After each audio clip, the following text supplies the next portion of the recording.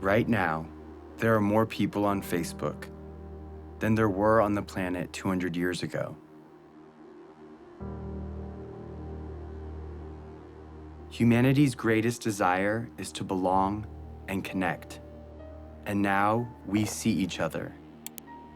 We hear each other. Grandpa, I love you. I love you. Well, I want to take a picture. We share what we love, and it reminds us what we all have in common. Dug out alive and well after 7.5 days. If you believe in yourself, you will know how to ride a bike. Rock and roll! So now technically your device is on. Can you tell? Oh, that's exciting. And this connection is changing the way the world works. Governments are trying to keep up. No, we can't test the freedom. And older generations are concerned. Many people are very concerned about tomorrow. They could get worse next year. The game has new rules. The next 27 minutes are an experiment. But in order for it to work, you have to pay attention.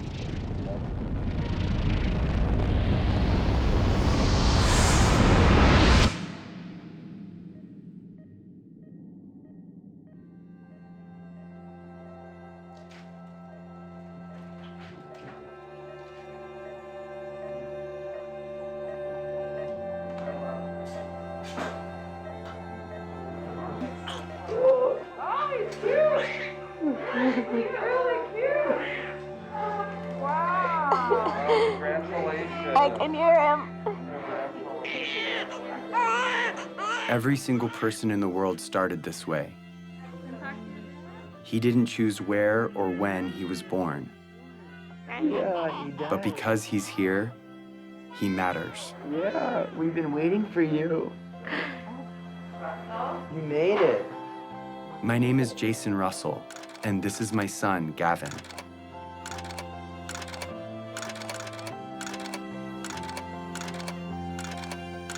He loves jumping on the trampoline, being a ninja, and dancing.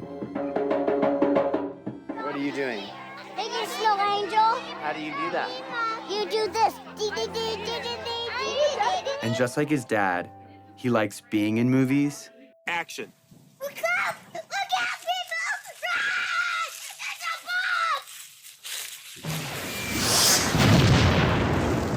bomb! And making movies. Daddy, watch this. I think you got the video. But he was born into a pretty complicated world.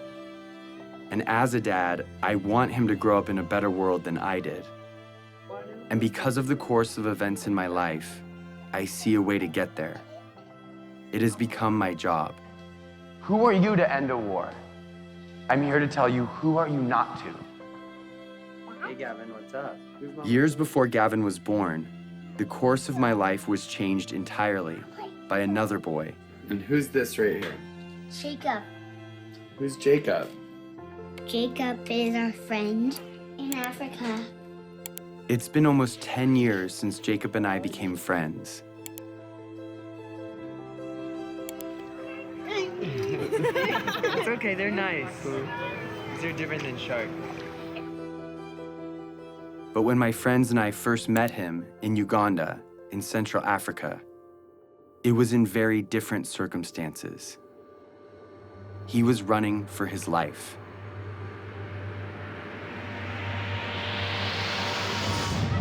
You go to school here. Yes, Yes, that's how you know English so well.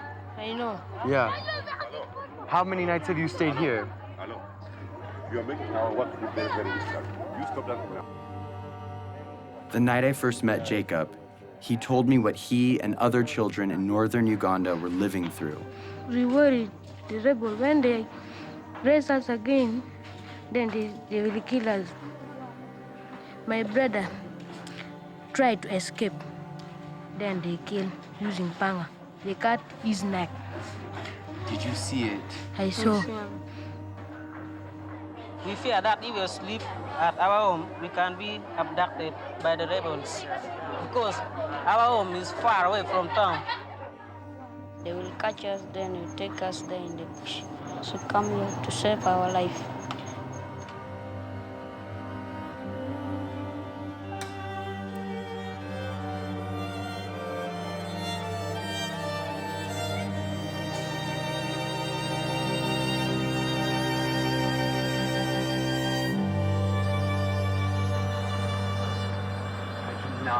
This is You cannot believe it.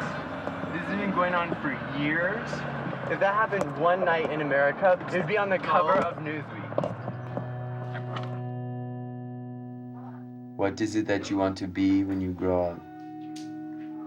For me, I wanted to be lawyer, but no money. I don't have money to pay my school fees, so that I learned and then I be lawyer. After spending a few weeks with Jacob, he told me something I would never forget. So it is better when you kill us. And if possible, you can kill us, you kill us. For us, we don't want now to stay because You don't want to stay on Earth. We are only two, no one taking care of us. We are not going to school. So You would rather die than stay on Earth. Yes. Even now. Even now. How are we going to stay in our future? He told me more about his brother and what he would say to him if he were still alive. I love you, but now I miss you. So it is better when we meet. We are going, even if we are not going to meet, but we may meet in heaven, you see. So it is better. I will not talk much. I will start something. Because if I saw my brother once again, I don't.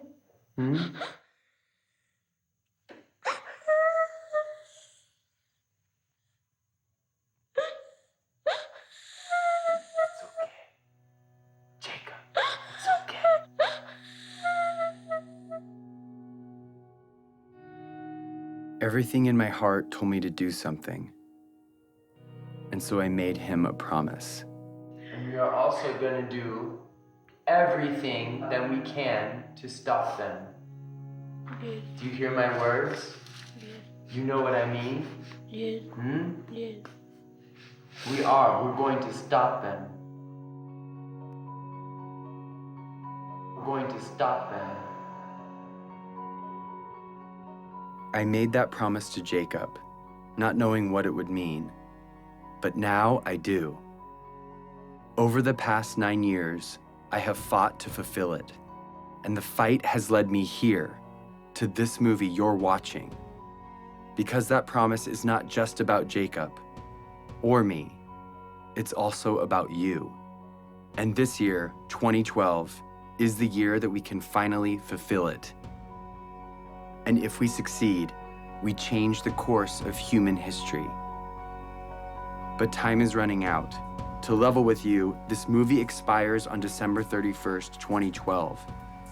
And its only purpose is to stop the rebel group, the LRA, and their leader, Joseph Kony. And I'm about to tell you exactly how we're going to do it.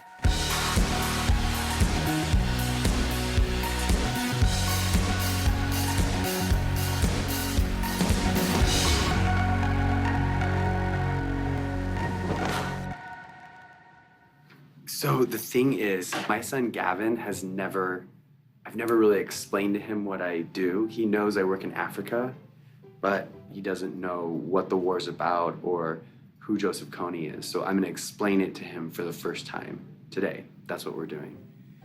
So Gav, are you ready? Yeah. I'm gonna ask you some questions, Okay. and you can just look at me and answer the questions to me. I'm kind of nervous. What do I do for a job? I stop the bad guys from being mean. Who are the bad guys? Do you know where Star Wars people. Star Wars people? Yeah. Those are the bad guys? Yeah. Can I tell you the bad guy's name? Yeah. This is the guy Joseph Kony. He's the bad guy? Yeah. Who's this? Jacob. Joseph Kony, he has an army, okay? And what he does is he takes children from their parents and he gives them a gun to shoot, and he makes them shoot and kill other people.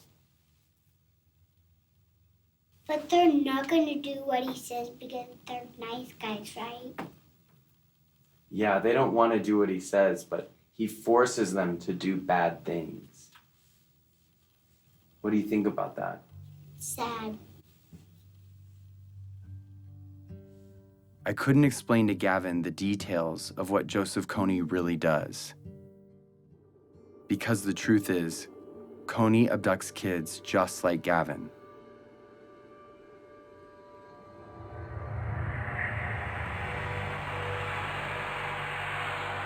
For 26 years, Kony has been kidnapping children into his rebel group, the LRA.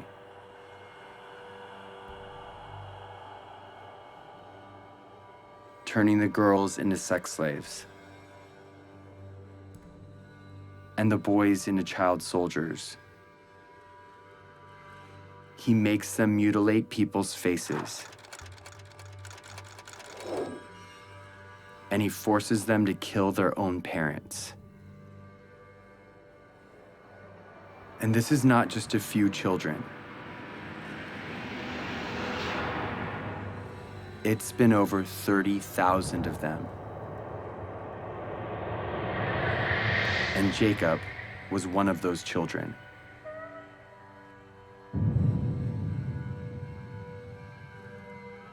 As if Kony's crimes aren't bad enough, he is not fighting for any cause, but only to maintain his power.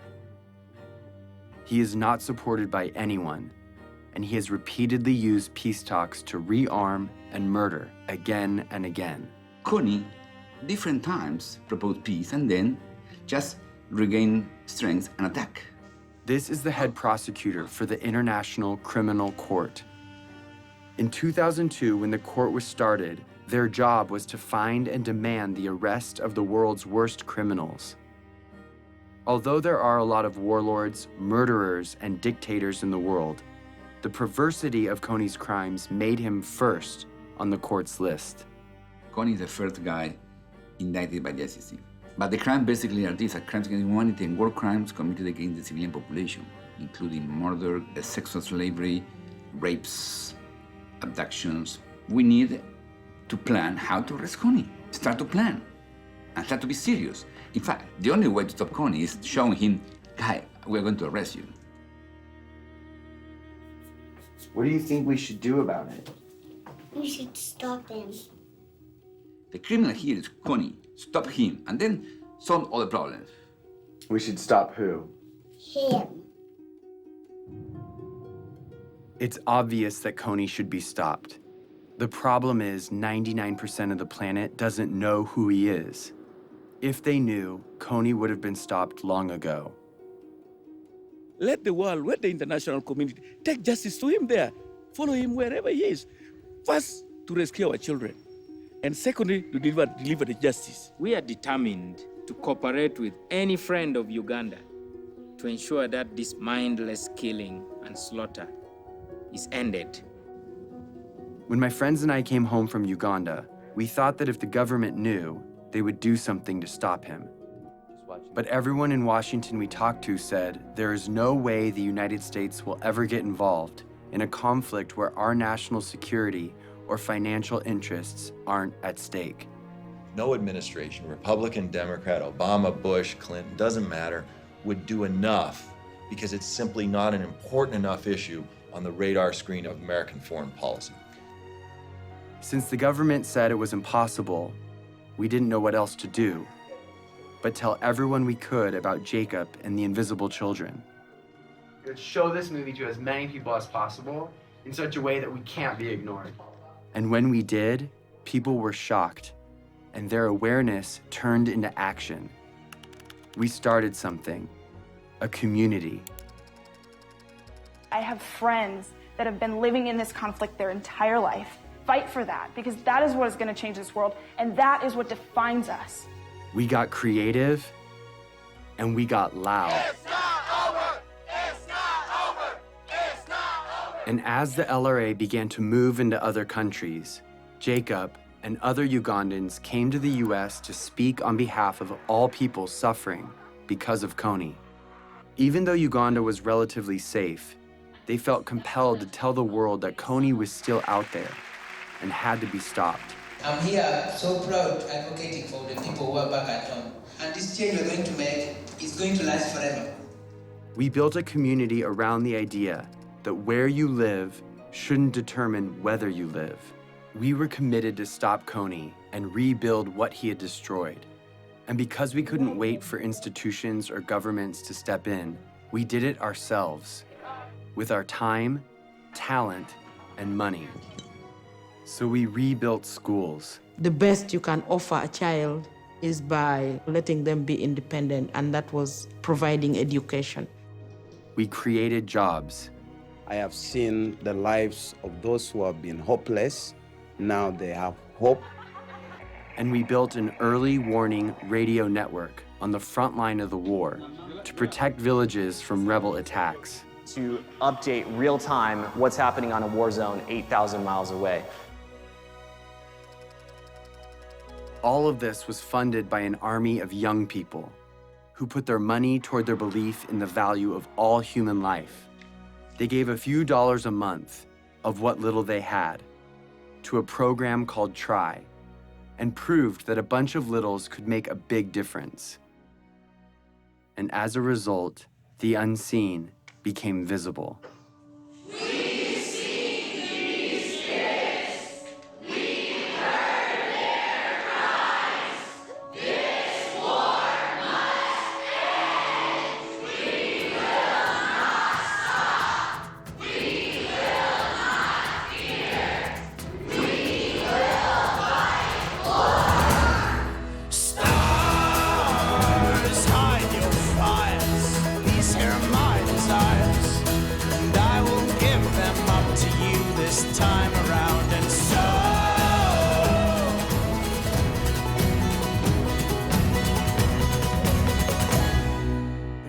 I've talked to people from Mexico, from Canada, from every other state that I can think of. We're all doing this for the exact same reason, and we're all coming from completely different places. This is what the world should be like.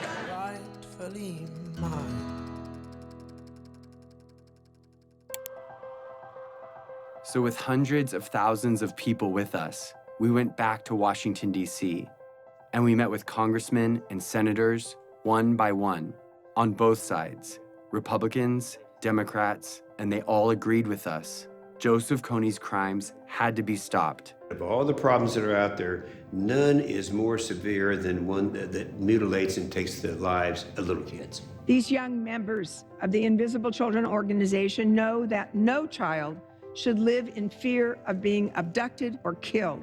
So they were determined to become their voice. They realized that these African children and families were invisible to Washington policymakers, so they decided to make them visible. And what I was told would never happen suddenly became possible. In furtherance of the Congress's stated policy, I have authorized a small number of U.S. forces to deploy to Central Africa to provide assistance to regional forces that are working toward the removal of Joseph Kony from the battlefield. Sincerely, Barack Obama. The surprise announcement came in a letter from the White House. The U.S. president's decision commits U.S. troops to help. Through advice and assistance, not putting Americans into combat, to help the countries of the region end this threat once and for all, then that was a worthwhile investment. We used to think we could not do it, and now when I see we can do it, I am overwhelmed. After 8 years of work, the government finally heard us.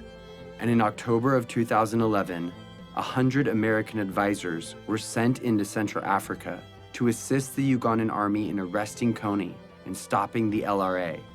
It was the first time in history that the United States took that kind of action because the people demanded it. Not for self-defense, but because it was right.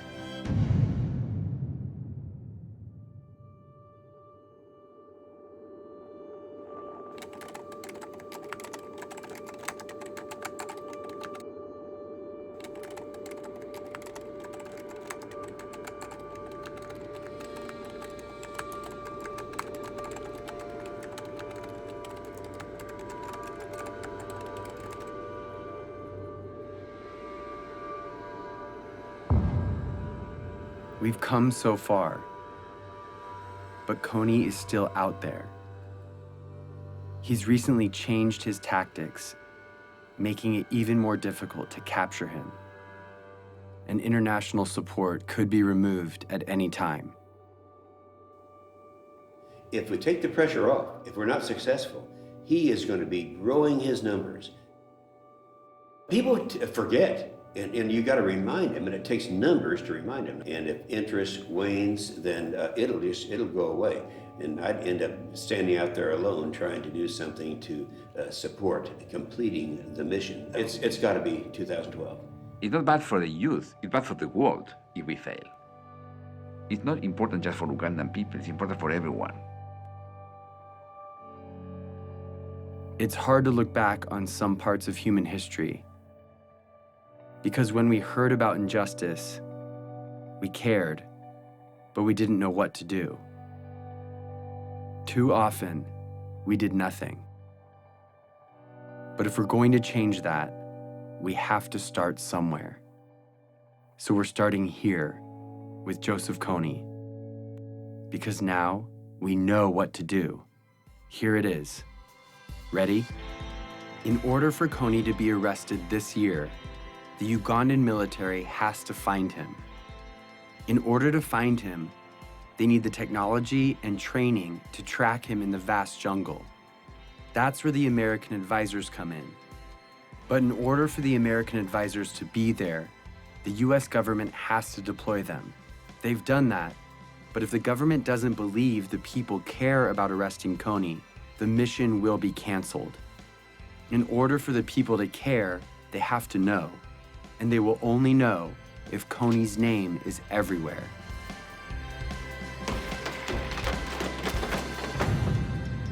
This is the dream. Kony arrested for all the world to see, and the abducted children returned home. Here's the biggest problem. You want to know what it is? Yeah. Nobody knows who he is. But I know who he is because I see him on this picture right now. He's not famous. He's invisible. Joseph Kony's invisible. Here is how we're going to make him visible. We are going to make Joseph Kony a household name, not to celebrate him, but to bring his crimes to the light. And we are starting this year, 2012. We are targeting 20 culture makers and 12 policymakers to use their power for good. Let's start with the 20 culture makers. Celebrities, athletes, and billionaires have a loud voice, and what they talk about spreads instantly. I'd like indicted war criminals to enjoy the same level of celebrity as me. That seems fair. That's our objective, is to just shine a light on it. If our goal is to get Kony's name known, the known should join us. We are targeting 20 of the most diverse and influential culture makers to speak out about Kony and make him famous. Oprah, Mark Zuckerberg, Ryan Seacrest, Bono. Then we're going after policymakers, the ones that have the authority to see Kony captured. They decide if the advisors stay or leave. So we need to remind them that in this election year of fighting and name-calling, no matter what side you're on, this is something we can all agree on. If a senator or congressman notices 25 phone calls on any issue, on any given day, it is noted. When citizens, by the hundreds of thousands, start demanding that our government do something, suddenly it becomes in the national interest of the United States government to respond to this problem. We've identified the 12 policymakers that could change the game regarding Kony, so we're targeting them. On our website, we've made it easy to write them directly, call them, meet with them, and get their attention. If my son were kidnapped and forced to kill, it would be all over the news. So we are making Kony world news by redefining the propaganda we see all day, every day, that dictates who and what we pay attention to. A lot of people feel powerless to communicate their ideas. They think that, okay, you know, I'm not a corporation, I don't own my own magazine or news station, I just don't have any say. But seeing what I've done, I think it's empowered a lot of people to realize that one individual can make an impact. And I actually want to demystify and say, here are these really simple tools. Go out and rock it. And that's just what we intend to do. Our goal is to change the conversation of our culture and get people to ask, who is Joseph Kony? We have printed hundreds of thousands of posters, stickers, yard signs, and flyers that are right now, today, being put up in major cities all over the world. We have thousands of Kony 2012 bracelets that we want everyone to wear, this year only. Each bracelet has a unique ID number. Input that number and you enter the mission to make Kony famous. You can geotag your posters and track your impact in real time. Everything you need is in a box called the Action Kit. It has 2 bracelets, one for you and one to give away. And if you want to help fund our life-saving programs, donate a few dollars a month through Try, and you can have the Action Kit for free. Start making Kony famous today, but all of these efforts will culminate on one day, April 20th, when we cover the night. This is the day when we will meet at sundown and blanket every street in every city till the sun comes up. We will be smart and we will be thorough. The rest of the world will go to bed Friday night and wake up to hundreds of thousands of posters demanding justice on every corner.